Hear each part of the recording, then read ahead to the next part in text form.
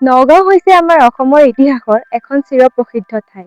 আৰু আমাৰ নগাঁওতো যে এনেকে ডক্টৰ ভূপেন হাজৰিকাদেৱৰ স্মৃতি ক্ষেত্ৰ বনোৱা হ'ব, আমি কেতিয়াবা ভাবিছিলোনে? আহক আজি চাওঁ।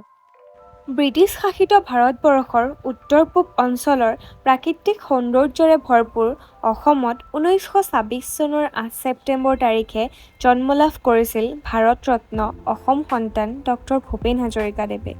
অসমৰ সাংস্কৃতিক নগৰী তেজপুৰত এই দেউতাকৰ মৰমৰ ডাঙৰ মইনা অৰ্থাৎ ডক্টৰ ভূপেন হাজৰিকাদেৱক এখন মঞ্চ প্ৰদান কৰে।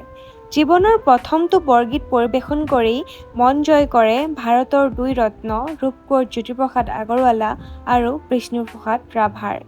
ঠিক এই যাত্ৰাৰ পৰাই আৰম্ভ কৰি তেওঁ হৈ পৰে আমাৰ সুধাকণ্ঠ। অসমৰ মাটিৰ ওপৰত ইতিহাসৰ সংগীত, সাংস্কৃতিক আৰু আত্মনিবেদনৰ প্ৰতিনিধিত্ব কৰি থিয় দি থকা এখন জিলা হৈছে নগাঁও।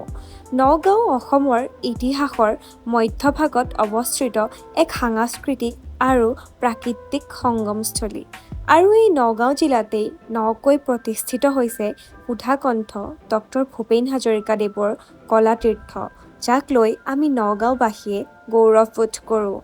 নগাঁও জিলাত সুধাকণ্ঠৰ এই কলাতীৰ্থ সদায় আমাৰ বাবে গৌৰৱময় ক্ষণ।